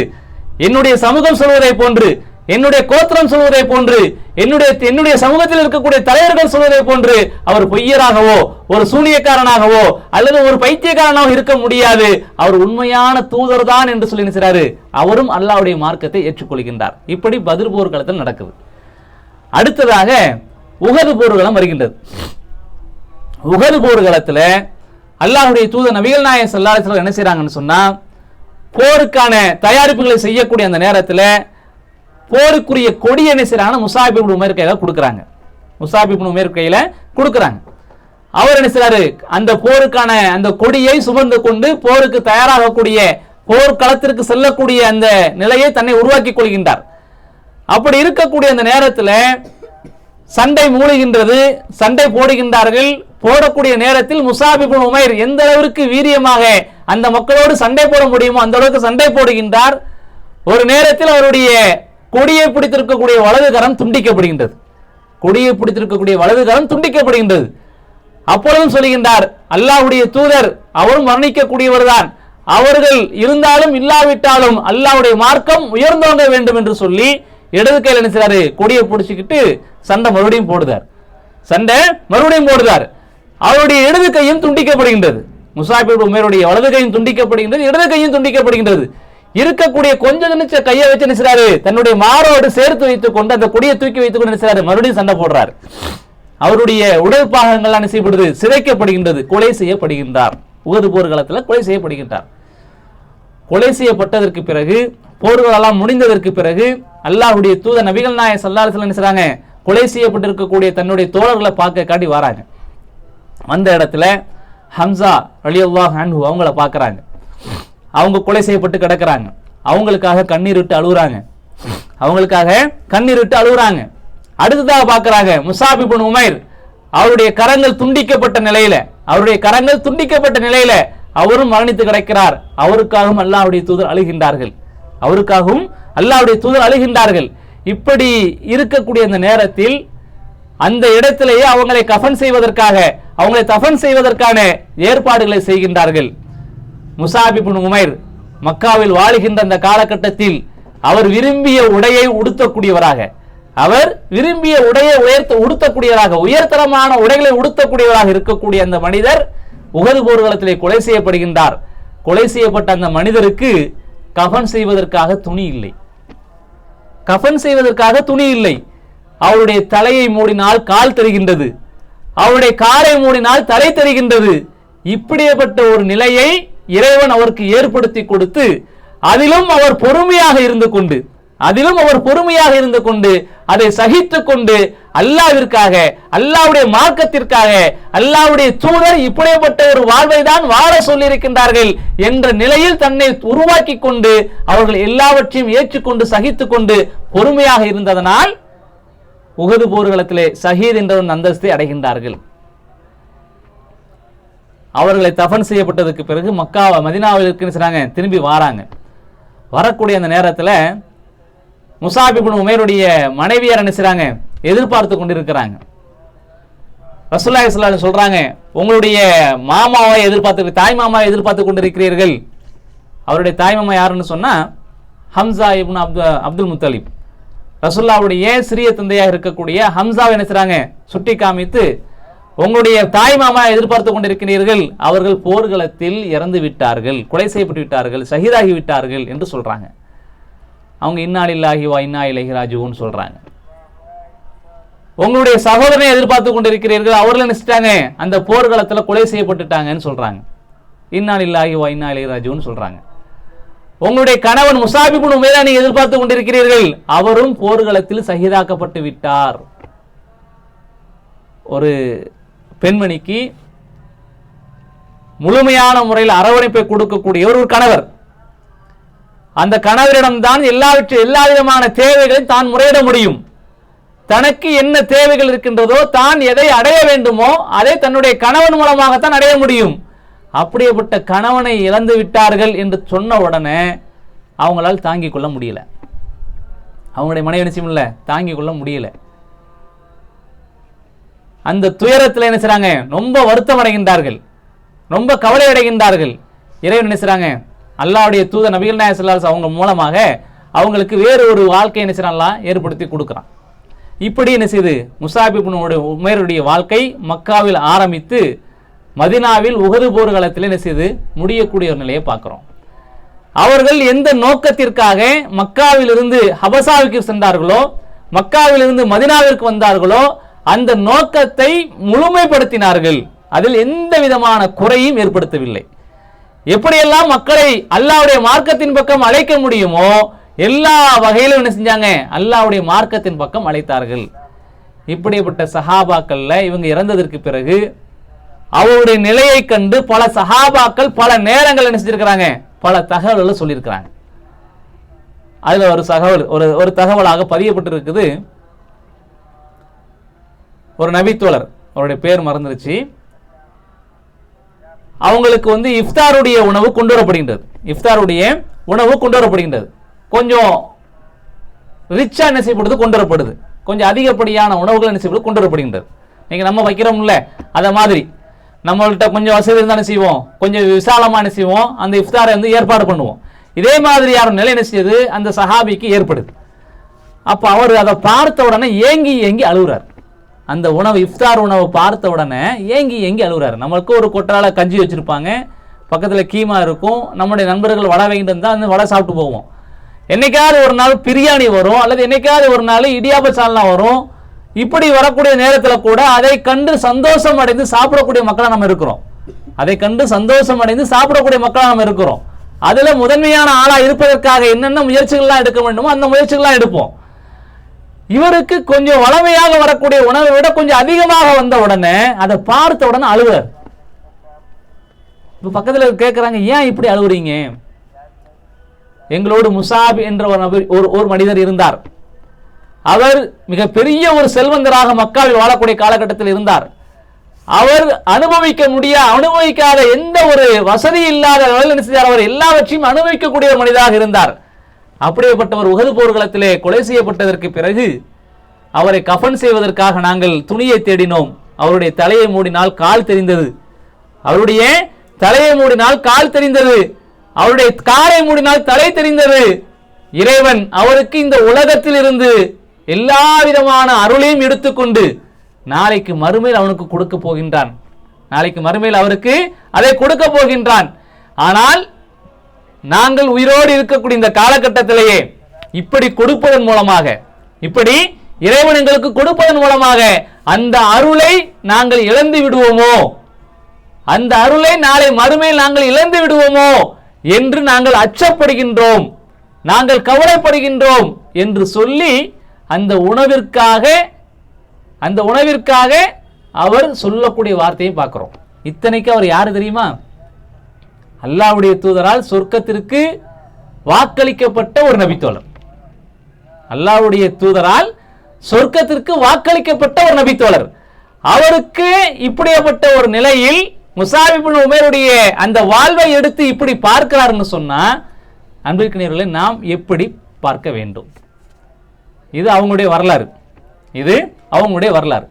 அவங்க எப்படி நம்மளை போன்று அல்லாஹ்வுடைய மார்க்கத்தை அறிந்து கொள்வதற்காக நம்ம எப்படி ஒரு இடத்துல ஒரு இல்லத்துல வாடகைக்காக இப்படி ஒன்று கூடி இருக்கிறோமோ, எடுத்து ஒன்று கூடி இருக்கின்றோமோ, இதே மாதிரி மக்காவில் இருக்கக்கூடிய அந்த நேரத்தில் தாருல் அர்கம் என்ற அந்த இடத்துல அந்த சஹாபாக்கள் மார்க்கத்தை விளங்கிக் கொள்வதற்காக இறைவன் அவர்களுக்கு ஏற்படுத்தி கொடுத்த ஒரு வாய்ப்பாக அதை பயன்படுத்தி கொண்டார்கள்.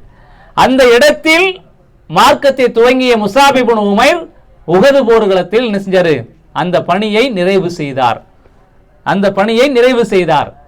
அப்படி நிறைவு செய்யக்கூடிய அந்த காலகட்டத்தில் அவர் அடைந்த துயரங்களும் துன்பங்களும் இழப்புகளும் எல்லாவற்றையும் ஏற்றுக்கொண்டு பொறுமையோடு அல்லாஹ்வுடைய மார்க்கத்தை எப்படி மக்களுக்கு மத்தியில் எடுத்துரைப்பது, அல்லாஹ்வுடைய மார்க்கத்தை எப்படி மக்களுக்கு மத்தியில் எடுத்துரைப்பதன் மூலமாக அந்த மக்களை அல்லாஹ்வுடைய மார்க்கத்தின் பக்கம் அழைப்பது என்ற விஷயத்தில் அவர்கள் மும்முரமாக இருந்ததனால அல்லாஹ்வுடைய தூதரை மதீனாவிற்கு வரவேற்கக்கூடிய ஒரு பெருங்கொண்ட கூட்டத்தை என்ன செஞ்சாங்க?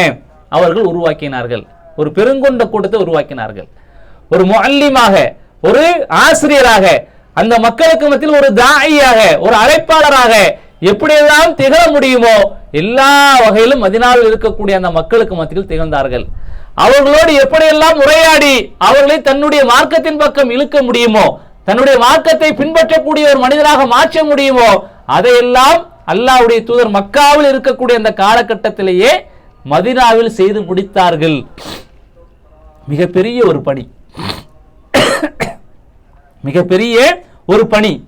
அந்த பணியை முஸாப் இப்னு உமைர் ரலியல்லாஹு அன்ஹு அவர்கள் செய்து முடித்தார்கள் என்று சொன்னால், அன்பிற்கினியர்களே, அல்லாஹ் அவர்களை பொருந்தி கொண்டான். அல்லாஹ் ஷஹீத் என்ற அந்த அந்தஸ்தை கொண்டு அவர்களை பொருந்தி கொண்டான். அல்லாஹ் அவரை நபி தோழர் என்ற அந்த அந்தஸ்தை கொண்டு அவரை பொருந்தி கொண்டான். இன்னும் என்னென்ன வகையிலெல்லாம் இருக்கின்றதோ எல்லா வகையிலையும் அவர்களை பொருந்தி கொண்டான். நம்முடைய பொருத்தம் அல்லாஹ்விடத்தில் எப்படி இருக்கின்றது? அவருடைய வாழ்வு நமக்கு கற்றுத்தரக்கூடிய பாடம் என்ன? நாம் ஒரு செய்தி அறிகின்றோம், நாம் ஒரு தகவலை அறிகின்றோம், அல்லாஹ்வுடைய மார்க்கம் என்று அறிகின்றோம். அப்படி அறியக்கூடிய அந்த நேரத்தில் அந்த மார்க்கத்தை எடுத்துரைப்பதற்காக, அந்த மார்க்கத்தை கற்றுரைப்பதற்காக, கற்றுக் கொடுப்பதற்காக நாம் எடுக்கக்கூடிய முயற்சிகள் என்ன? நம்மோடு சேர்ந்து இருக்கக்கூடிய நம்முடைய நண்பர்களுக்கு சொல்கின்றோமா? நம்மோடு பழகக்கூடிய நம்முடைய நண்பர்களுக்கு சொல்கின்றோமா? நம்முடைய வகுப்பு தோழரிடம் சொல்கின்றோமா? நம்முடைய கல்லூரி தோழரிடம் சொல்கின்றோமா? நம்முடைய தெருவில் இருக்கக்கூடிய நம்முடைய நெருங்கிய உறவுகளோடு இருக்கக்கூடிய அந்த நண்பர்களிடம் சொல்கின்றோமா? யோசிச்சு பார்க்கணும். ஏன்னா நாம பெற்றிருக்கக்கூடிய இந்த மார்க்கம் என்பது மகத்துவமானது, மதிப்பு மிக்கது. அல்லாஹ்வுடைய தூதர் நபிகள் நாயகம் ஸல்லல்லாஹு அலைஹி வஸல்லம் அல்லாஹ்வின் புறத்திலிருந்து நேரடியாக பெற்றுக்கொண்டு ஜிப்ரீல் அலைஹிஸ்ஸலாம் அவர்களுடைய துணையை கொண்டு பெற்றுக்கொண்டு நமக்கு கற்றுக் கொடுத்த இந்த மார்க்கம் இது ஒரு அமானிதம். இந்த அமானிதத்தை நாம் சரியான முறையில் பேணிக் கொண்டிருக்கின்றோமா? இந்த அமானிதம் என்பது நமக்குள் இருக்கக்கூடிய அமானிதம் அல்ல. நமக்குள் எப்படி இந்த அமானிதம் இருக்கின்றதோ அதே போன்று தன்னோடு சேர்ந்து பழகக்கூடியவரிடம் இந்த அமானிதம் போக வேண்டும். இந்த அமானிதம் போகணும். அப்படி போனாதான் அல்லாஹ் எதை நமக்கு கொடுத்திருக்கின்றானோ அதை நாம் முழுமைப்படுத்துகின்றோம். ஏன்னா அமானிதம் நம்ம என்ன நினைச்சிட்டு இருக்கிறோம்? என்கிட்ட ஒரு பொருள் கொடுக்கப்பட்டிருக்குது, அதை நான் பாதுகாத்து கொடுக்கணும் அப்படின்னு நினைச்சிட்டு இருக்கிறோம். என்கிட்ட ஒரு பொருள் கொடுக்கப்பட்டிருக்குது, அதை பாதுகாத்து கொடுக்கணும். அது குழந்தை செல்வமாக இருந்தாலும் சரி, அது மனைவியாக இருந்தாலும் சரி, அது பெற்றோராக இருந்தாலும் சரி, நட்புகளாக இருந்தாலும் சரி, உறவுகளாக இருந்தாலும் சரி, எதுவாக இருந்தாலும் எல்லாமே அமானிதம் தான். அதே போன்றுதான் மார்க்கமும் நமக்கு அமானிதம். எப்படி ஒரு குழந்தையை ஒரு பெற்றோர்கள் மார்க்கத்தின் அடிப்படையில் வளர்த்து அதை முழுமையான முறையில் மார்க்கத்தை கற்றறிந்த ஒரு மனிதராக வளர்த்து வாலிபத்தை அடைய வைக்கின்றார்களோ அப்படி அடைய வைக்கிறது அவர்களுடைய அமானிதம். அந்த பெற்றோர் என்ன செஞ்சாகணும், தாம் பிள்ளைக்கு மார்க்கத்தை கற்றுக் கொடுக்கணும். அந்த பெற்றோர்கள் தன்னுடைய பிள்ளைக்கு மார்க்கத்தை கற்றுக் கொடுக்கணும்.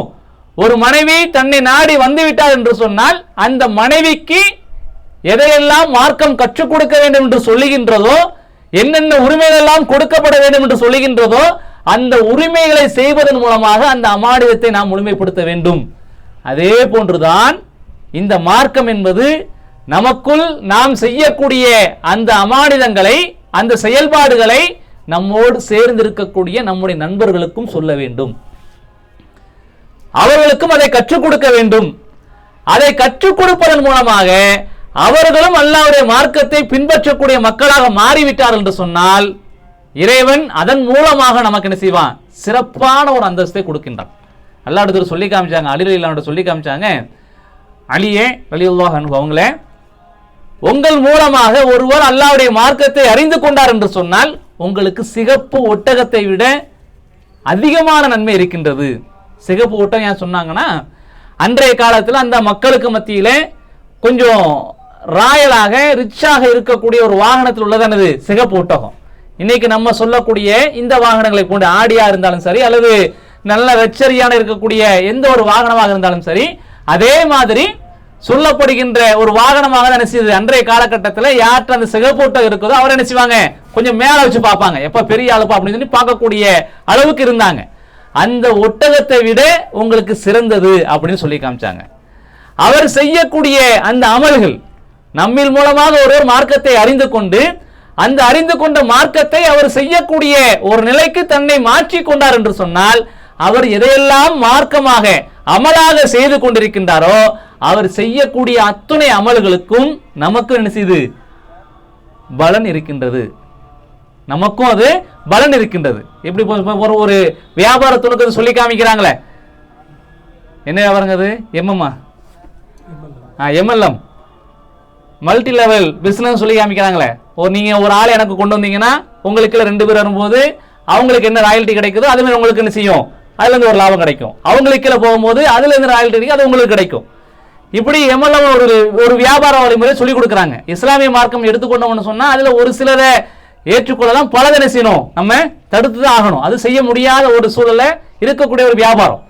அதே மாதிரியான ஒரு நிலையை இறைவன் நமக்கு ஏற்படுத்தி கொடுக்கிறான்.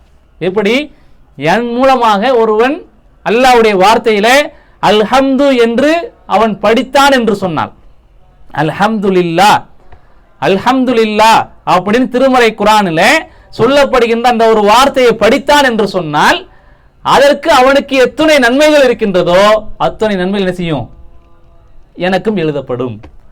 அவன் மூலமாக யாருக்கு அது கற்றுக் கொடுக்கப்பட்டு அவனும் படிக்க ஆரம்பிக்கிறானோ அப்ப அவன் செய்யக்கூடிய அமல் என்ன செய்யப்படுது, எனக்கும் எழுதப்படுகின்றது. இறைவன் செய்யறான் நமக்கு அவனுடைய அந்தஸ்தை, அவனிடத்தில் இருக்கக்கூடிய அந்த அந்தஸ்தை பெறுவதற்காக, அந்த சொர்க்கத்தை பெறுவதற்காக நமக்கு வழியை இலகுபடுத்தி காமிக்கிறான். அதான் அல்லாஹ் சொல்லி காமிச்சாங்க, மன் சலக தரீகன், யார் ஒருவர் அல்லாஹ்வுடைய மார்க்கத்தை தேடி ஒரு பாதையில் செல்கின்றாரோ சஹலல்லாஹு லஹு தரீகன் இலல் ஜன்னah, அவருக்கு சொர்க்கத்தினுடைய பாதை அல்லாஹ் இலசாக்குறான், லேசாக்குறான். ஏன், அல்லாஹ்வுடைய சொல்லி காமிச்சாங்க, பல்லிகு அன்னி வலவ் ஆயா, என்னிடமிருந்து ஒரு செய்தியை நீங்க அடைஞ்சீங்கன்னு சொன்னா அதை நீங்க எடுத்து சொல்லிருங்கன்னு சொன்னாங்க. அப்போ அல்லாஹ்வுடைய மார்க்கத்தை அறிந்து கொள்வதற்காக நாம் ஒரு பாதையில போகும் பொழுது அந்த பாதையில் அல்லாஹ்வுடைய தூதரும் அல்லாஹ்வுடைய வேதமும் சொல்லக்கூடிய அந்த வார்த்தைகளை நாம் மார்க்கமாக அடைகின்றோம்.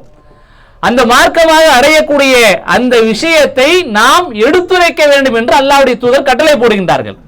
அப்படி எடுத்துரைக்கவில்லை என்று சொன்னால் அதற்கு என்ன நிலை இருக்கிறது என்பதையும் அல்லாஹ் சொல்லி காமிக்கிறாங்க. உதாரணத்துக்கு பாருங்க, அல்லாஹ்வுடைய தூதர் நபிகள் நாயகம் ஸல்லல்லாஹு அலைஹி வஸல்லம் அவங்களோட முஆத் இப்னு ஜபல் ரலியல்லாஹு அன்ஹு நினைச்சாங்க ஒரு பயணத்துல போயிட்டு இருக்கிறாங்க. அவங்களுக்கு பின்னாடி நினைச்சாங்க முஆத் இருக்கிறாங்க. அப்ப ரசூலுல்லாஹ் சொல்றாங்க, யா முஆத், முஆத் நினைச்சாங்க, முஆத் இல்ல அழைக்கிறாங்க, கூப்பிடுறாங்க. அப்ப அவங்க சொல்றாங்க, லப்பைக், அல்லாஹ்வுடைய தூதர் நினைச்சேன் உங்களுக்கு பின்னால தான் இருக்கிறேன், நீங்க சொல்லுங்க, நான் கேட்கறதுக்கு தயாரா இருக்கிறேன். தன்னை நினைச்சாரு ரீஃப்ரெஷ் பண்ணிக்கிறாரு. ரசூலுல்லாஹ் கேட்கறாங்க, அத்தா தெரியுமா ஹக்குல்லாஹி அலல் இபாதா, உனக்கு தெரியுமா அல்லாஹ் மீது ஒரு அடியான் கொடுக்க வேண்டிய உரிமை என்ன, அடியானின் மீது அல்லாஹ் கொடுக்க வேண்டிய உரிமை என்னன்னு உனக்கு தெரியுமா அப்படின்னு சொல்லி கேட்கிறாங்க. அப்ப அவர் சொல்றாரு, அல்லாஹ் ரசூல் ஆலம், அல்லாஹும் அவனுடைய தூதரும் தான் நன்கு அறிந்தவர்கள், எனக்கு தெரியாது அப்படின்னு சொல்றாரு. ரசூல் அமைதியா இருக்கிறாங்க. கொஞ்ச தூரம் போறாங்க, மறுபடியும் கூப்பிடுறாங்க, மறுபடியும் இதே மாதிரி கேட்கிறாங்க, மறுபடியும் அவர் இதே மாதிரி பதில் சொல்றாரு, மறுபடியும் அமைதியா இருக்கிறாங்க, மறுபடியும் போறாங்க, மறுபடியும் கேட்கிறாங்க. 3 முறை கேட்டதற்கு பிறகு அல்லாஹ் சொல்றாங்க, ஒரு அடியான் அல்லாஹ்விற்கு செலுத்த வேண்டிய உரிமை என்னவென்று சொன்னால், அல்லாஹ்விற்கு எந்த ஒரு பொருளையும் அவன் இணை வைக்க கூடாது, எந்த ஒரு பொருளையும் அவன் இணை வைக்க கூடாது. அந்த அல்லாஹ் அடியானுக்கு கொடுக்க வேண்டிய உரிமை என்னவென்று சொன்னால், எந்த அடியான் அல்லாஹ்விற்கு இணை வைக்கவில்லையோ அந்த அடியானை அல்லாஹ் நரகத்தில் போட்டு தண்டிக்க கூடாது. இப்ப ரசூலாட்ட கேட்கிறாங்க, அல்லாஹ்வுடைய தூதரை நான் மக்கள்கிட்ட இதை சொல்லட்டுமா அப்படின்னு கேட்கிறாங்க. அப்ப ரசூலா சொல்றாங்க, நீ செய்யாதீங்க, சொல்லிடாதீங்க, மக்கள் அதன் மீது நினைச்சிருவாங்க, சார்ந்து இருந்து விடுவார்கள் என்று சொல்றாங்க. இப்ப இந்த செய்தி நமக்கு எப்படி வந்தது? ரசூலுல்லாஹ் சொல்லக்கூடாதுன்னு சொன்னாங்க. ஆனா முஆத் இப்னு ஜபல் என்ன செஞ்சாங்க, சொன்னாங்க.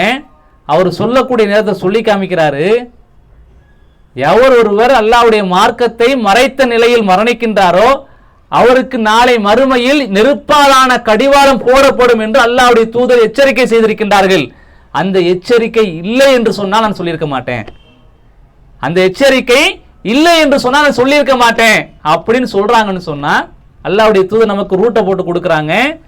மார்க்கத்தை படிப்பது, அதை படிக்க செல்வதற்காக போகக்கூடிய அந்த பாதையில அல்லாஹ் நமக்கு லேசாக்குறான். அதை படிக்கக்கூடிய அந்த நேரத்தில் அதை எடுத்துரைக்க வேண்டும் என்று அல்லாஹ்வுடைய தூதர் மூலமாக கட்டளை போடுகின்றான். அதை யார் மறைக்கின்றார்களோ அவர்களுக்கு நாளை மறுமையில் தண்டனை இருக்கிறது என்று சொல்வதன் மூலமாக எச்சரிக்கையும் செய்கின்றான். அப்ப நம்ம தெரிஞ்ச செய்தியை மக்களுக்கு எடுத்துரைக்க வேண்டும் என்பதை அல்லாஹ்வுடைய தூதர் நமக்கு என்ன செய்றாங்க, கட்டளை போடுறான். அல்லாஹ்வுடைய வேதம் நமக்கு கட்டளை போடுகின்றது. யார் நன்மையை அறிகின்றாரோ அவர் என்ன செஞ்சாகணும், நன்மையை மக்களுக்கு ஏவ வேண்டும். யார் நன்மையை அறிகின்றாரோ மக்களுக்கு நன்மையை ஏவ வேண்டும்.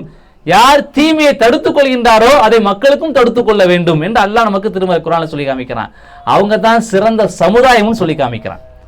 சஹாபாக்கள், குறிப்பாக முஸாப் இப்னு உமைர், மக்காவிலும் சரி மதீனாவிலும் சரி அவர் இறக்கக்கூடிய காலம் வரைக்கும் இந்த ஒரு நிலையில் அவர் தன்னை தற்காத்துக் கொண்டிருந்தார்.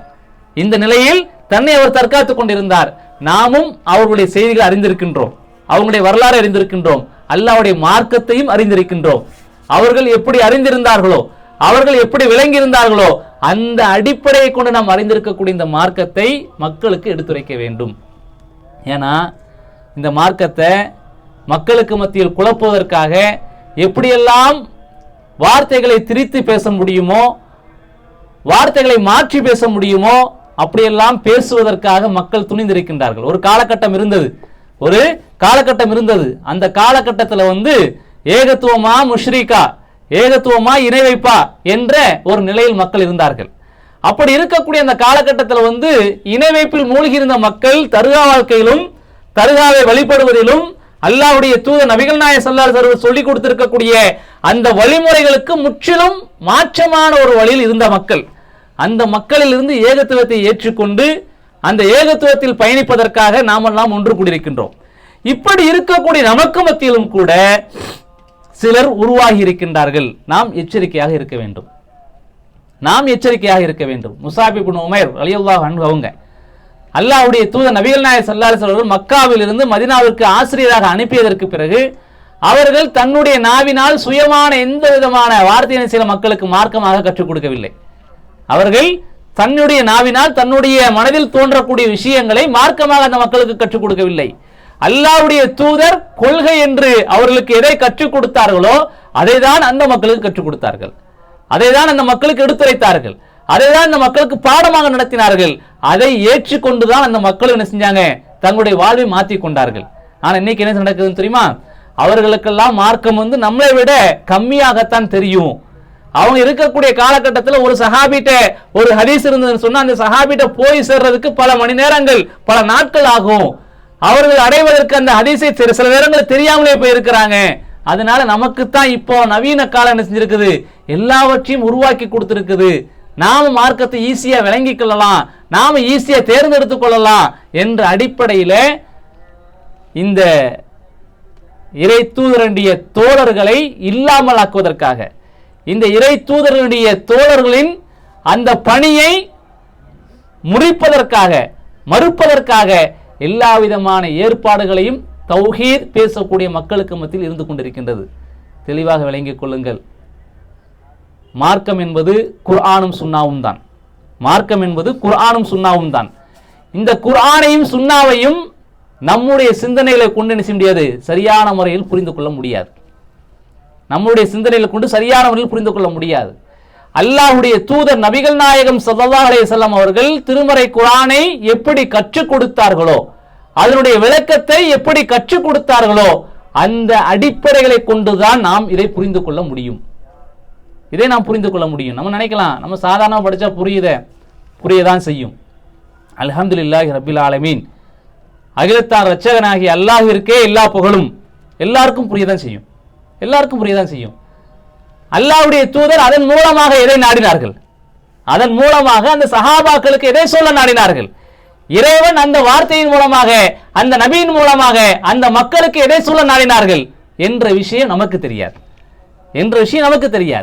இந்த விஷயத்தை நாம் அறிந்து கொள்ள வேண்டும் என்று சொன்னால், யாருக்கு சொல்லப்பட்டிருக்கின்றதோ அந்த மக்கள்கிட்ட போய் கேட்டா தான் நமக்கு தெரியும். யாருக்கு அந்த வார்த்தை சொல்லப்பட்டிருக்கின்றதோ அந்த மக்களிடம் சென்று கேட்டால் தான் நமக்கு தெரியும். அவர்கள் அந்த மொழிக்குரியவர்கள்,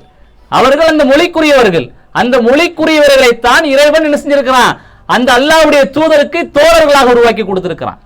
அவர்கள் சரியான முறையில், தெளிவான முறையில் இந்த கொள்கைகளையும் இந்த மார்க்கத்தையும் புரிந்திருப்பார்கள். அப்படிப்பட்டவர்களுக்கு புரியாதது நமக்கு என்ன புரிஞ்சிட போது? யோசிச்சு பாருங்க. அல்லாஹ்வுடைய தூதரோடு நேரடியாக பழகியவர்கள், அல்லாஹ்வுடைய தூதரோடு நேரடியாக பாடம் படித்தவர்கள், அல்லாஹ்வுடைய தூதர் இருக்கக்கூடிய அந்த காலகட்டத்தில் தவறு செய்தார் என்று சொன்னால் அந்த தவறை சுட்டி காட்டியவர்கள் அல்லாஹ்வுடைய தூதர். அவர்கள் செய்யக்கூடிய காரியங்கள் அழகாக இருந்து என்று சொன்னால் அதற்காக அல்லாஹ்வுடைய தூதர் பாராட்டு கொடுத்தவர்கள். அப்படி இருக்கக்கூடிய அந்த சஹாபாக்களை அவர்கள் விளங்கியதை போன்று நாம் மார்க்கத்தை விளங்கினோம் என்று சொன்னால் நம்ம என்ன செஞ்சிருவோம், வழிகாட்டில் போயிருவோம் அப்படின்னு சொல்லி நம்ம உருவாக்கி கொண்டு இருக்கிறோம் என்று சொன்னால் தெளிவாக விளங்கிக் கொள்ளுங்கள். ஏகத்துவம் பேசக்கூடிய மக்களுக்கு மத்தியில் இது மாதிரியான நிலை ஏற்படுகிறது என்று சொன்னால் சைத்தான் நம்மையும் வழிகெடுப்பதற்கான வழியை தேர்ந்தெடுத்து விட்டான். சைத்தான் எப்படி இணை வைப்பின் மூலமாக நம்முடைய சமூக மக்களில் பெரும்பான்மையான மக்களை தர்காவில் கட்டி போட்டிருக்கின்றானோ, அதே போன்று ஏகத்துவம் பேசக்கூடிய நம்மளையும் வழிகெடுப்பதற்காக சைத்தான் தேர்ந்தெடுத்திருக்கக்கூடிய ஒரு வழிமுறைதான் சஹாபாக்களை குறை சொல்லக்கூடிய அந்த வழிமுறை, நபி தோழர்களை குறை சொல்லக்கூடிய அந்த வழிமுறை. அவர்கள் இல்லாமல் நாம் இந்த மார்க்கத்தை சரியான முறையில் புரிந்து கொள்ள முடியாது. அல்லாஹ்வை, அல்லாஹ்வுடைய தூதரை, அல்லாஹ்வை பற்றி எதையெல்லாம் சொல்லியிருக்கின்றார்களோ அந்த இஸ்லாமிய கொள்கையை அவர்கள் எப்படி நம்பிக்கை கொண்டார்களோ அதே மாதிரி நம்பிக்கை கொண்டால் மட்டும்தான் நாம் சரியான கொள்கையில் இருக்கிறோம் என்பதற்கான வெளிப்பாடு. அல்லாஹ்வுடைய தூதருக்கு கரம் இருக்குன்னு அல்லாஹ் திருமறை குர்ஆன்ல சொல்லி காமிக்கிறான், அல்லாஹ்வும் சொல்லி காமிக்கிறான். அல்லாஹ் இருக்கிறான், அர்ஷில் இருக்கிறான்னு சொல்லி காமிக்கிறான், அமைந்திருக்கிறான்னு சொல்லி காமிக்கிறான். அல்லாஹ்வுடைய தூதரும் சொல்லி காமிக்கிறாங்க. இதை எப்படி நம்ம விளங்கணும்? அவங்க எப்படி விளங்கி கொண்டாங்களோ அப்படிதான் நம்ம விளங்கணும். அரிசை விட்டு இறங்கி வந்துட்டோம்னா அரிசி காலியாக போயிருமே, வியாக்கியானம் பண்ணுறதுக்கு நமக்கு ரைட்ஸே கிடையாது. வியாக்கியானம் பண்ணுறதுக்கு நமக்கு எந்த விதமான அனுமதியும் கிடையாது. அல்லாஹ்வுடைய அரிசி இறங்கிட்டோம், அல்லாஹ் முதல் வானத்துக்கு வந்துட்டானா அரிசி காலியாக போயிடும், அப்போ அல்லாஹ்வுடைய அருள் தான் இறங்கி வருது அப்படின்னு சொல்லி நம்ம புதிதான விளக்கங்களை சொல்கிறதுக்கு நமக்கு ரைட்ஸ் கிடையாது. அவங்க எப்படி நம்பிக்கை கொண்டாங்களோ அப்படி நம்பிக்கை கொண்டோம். அல்லாஹ் அவன் நம்மளை படைச்சவன், அவன் நம்மளை படைச்சவன், அவனுக்கு அரிசினே இருக்க தெரியும், இறங்கி வரவும் தெரியும். அதை நம்பிக்கை கொண்ட என்ன வந்துட போகுது? அதை நம்பிக்கை கொண்ட நமக்கு என்ன வந்துட போகுது? அல்லாஹ் சொல்றான், அல்லாஹ்வுடைய தூதர் சொல்றாங்க, அவன் அரிசில இருக்கான் நம்பி போறேன், முதல் வானத்துக்கு இறங்கி வரான் நம்பிக்கிறேன், நான் நம்பிக்கை கொள்றேன். இதுல எனக்கு என்ன வந்துட போகுது? நான் அதுல விளக்கம் சொல்றது மூலமாக நான் மக்களுக்கு மத்தியில் புதிதான கொள்கையை உருவாக்கி கொடுக்க போறேன், புதிதான ஒரு சிந்தனையில் உருவாக்கி கொடுக்க போறேன். அதெல்லாம் வழிகளில் கொண்டு போய் விட்டுரும். ஒவ்வொன்றாக அப்படி சிந்திக்க ஆரம்பித்தவர்கள் தான் ஆரம்ப காலகட்டத்தில் முஅ்தஸிலாக்கள் என்றும் ஹவாரிஜிகள் என்றும் பல பிரிவுகளாக பிரிந்து சென்றார்கள். மார்க்கத்தை தௌஹீதை பேசக்கூடிய மக்களாக இருந்து கொண்டே முஅ்தஸிலாக்கள் என்று, ஹவாரிஜிகள் என்று, காதிரியாக்கள் என்று பல பிரிவுகளாக பிரிந்து போனார்கள். அவங்க சொல்லக்கூடிய வாதங்களும் வாசகங்களும் என்னது? இது மாதிரியான வாசகங்கள் தான். அல்லாஹ்க்கு கை இருக்கு, நம்ம கை மாதிரி இருக்கிறா, யானையுடைய கையை மாதிரி இருக்கிறா, அல்லது வேற ஏதாவது ஒரு படைப்புண்ட கையை மாதிரி இருக்கிறா, அப்படிலாம் கிடையாது. அப்ப அல்லாஹ்க்கு கை இல்லை அப்படின்னு சொல்லக்கூடிய கூட்டம் உருவானாங்க. தெளிவாக விளங்கிக் கொள்ளுங்கள். நாம் அல்லாஹ்வுடைய தூதர் நபிகள் நாயகம் ஸல்லல்லாஹு அலைஹி வஸல்லம் கொண்டு வந்த புனிதமான ஒரு மார்க்கம் இந்த இஸ்லாமிய மார்க்கம். அந்த சஹாபாக்களுக்கு கற்றுக் கொடுத்த இந்த புனிதமான மார்க்கத்தில் நாம் இருக்கிறோம். இந்த மார்க்கத்தினுடைய அடிப்படையை நாம் சரியான முறையில் விளங்கிக் கொள்ள வேண்டும் என்று சொன்னால் அவருடைய தியாகத்தை மட்டும் படித்தால் மட்டும் போதாது. அவருடைய தியாகத்தை மட்டும் படித்தால் மட்டும் போதாது. அவர்கள் எப்படி நம்பிக்கை கொண்டு இருந்தார்களோ அதே மாதிரியான நம்பிக்கை நாமும் நமக்குள் உருவாக்கி கொள்ள வேண்டும். அதை உருவாக்கி கொள்வதற்கு என்னென்ன வாய்ப்புகள் எல்லாம் கிடைக்கின்றதோ அந்த வாய்ப்புகளை நாம் பயன்படுத்தி கொள்ள வேண்டும். நாம் பயன்படுத்தி கொண்டோம் என்று சொன்னால் நிச்சயமாக சத்தியமாக நாம் சத்திய பாதையில் இருக்கின்றோம். இந்த சத்திய பாதை நமக்கு என்ன செய்யும்? நாளைக்கு மறுமையில் சொர்க்கத்தை பெற்றுத்தரும். அப்படிப்பட்ட நல்ல பாக்கியத்தை ரஹ்மான் நம்மவர்கள் அனைவருக்கும் வழங்கி அருள் புரிவான் முடித்துக் கொள்கின்றேன். வாஹி தவானா அல்ஹம்துலில்லாஹி ரப்பில் ஆலமீன். அஸ்ஸலாமு அலைக்கும் வரஹ்மத்துல்லாஹி வபரகாத்துஹு. இதில் ஏதாவது சந்தேகம் இருக்குதா? கேள்விகள் இருக்குதா?